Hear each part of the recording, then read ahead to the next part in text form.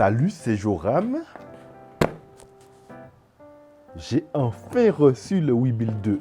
J'ai longuement hésité entre lui et le modèle S de la même série, qui est moins cher, mais après avoir accepté de me faire par les deux octrois de mer, j'ai décidé de prendre le Webuild 2. Je me suis pris le modèle Pro, qui est fourni avec le module de transmission d'image pour avoir un retour vidéo sur le smartphone ou une tablette, ou même sur l'écran de base du Webuild 2.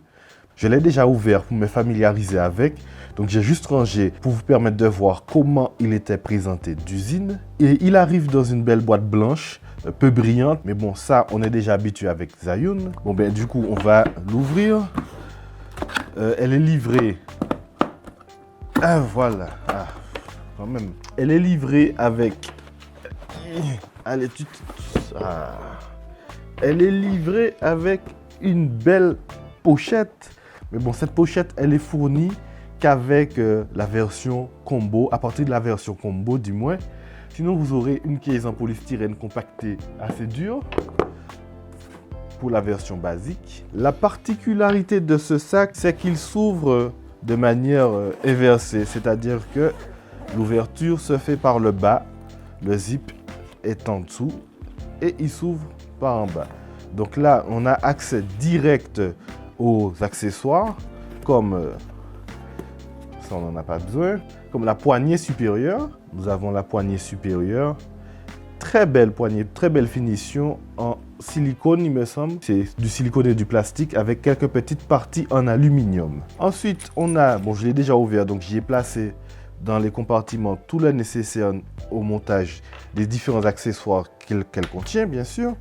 Donc là, nous avons le follow focus, le système de follow focus qui va se monter sur l'objectif et donc entraîner votre bague de focus ou de zoom. Bien sûr, vous pouvez voir qu'on a accès à différentes options comme ici, écrit zoom et focus. Voilà.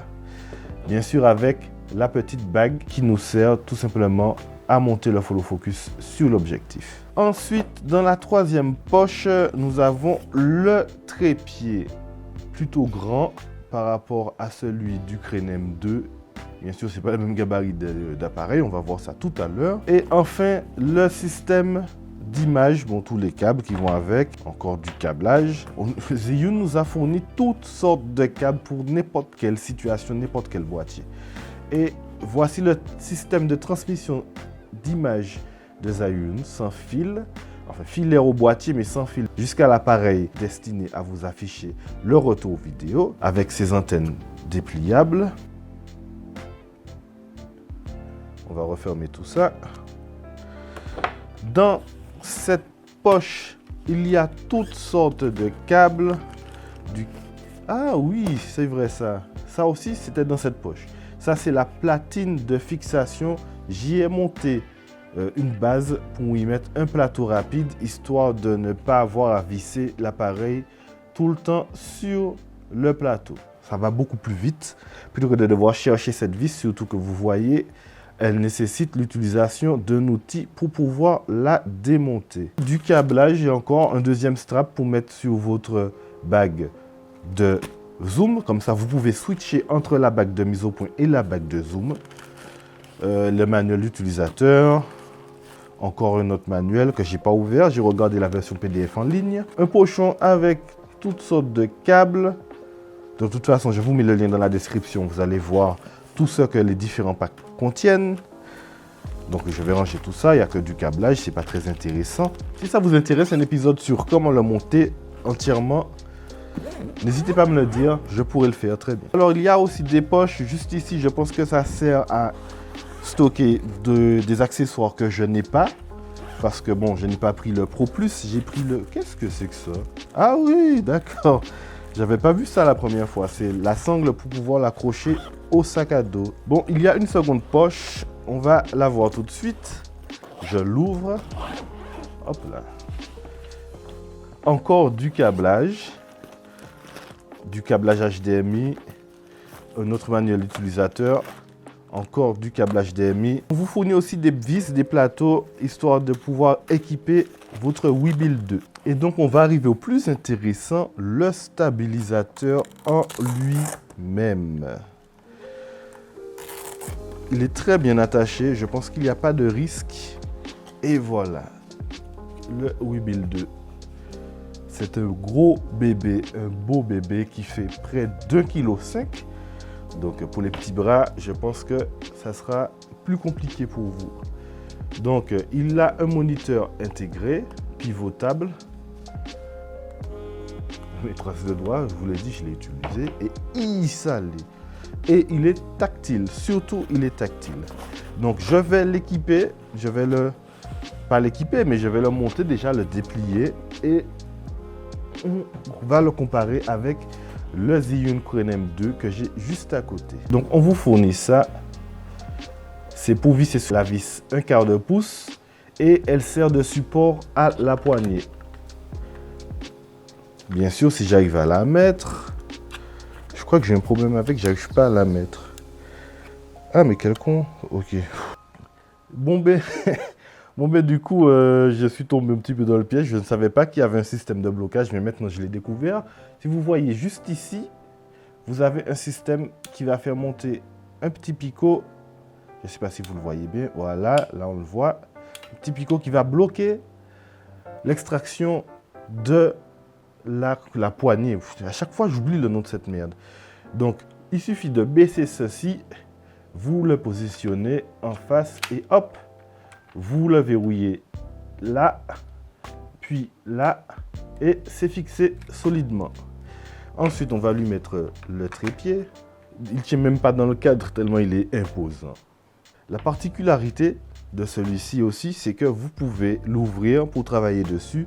Vous n'avez qu'à déverrouiller tous les axes et vous pouvez les bloquer comme s'ils étaient en fonctionnement. Donc ça va vous permettre de le déplier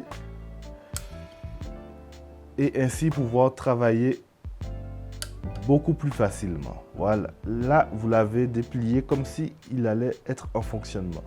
Il est bloqué, du coup vous pourrez installer votre plateau, vous le verrouillez.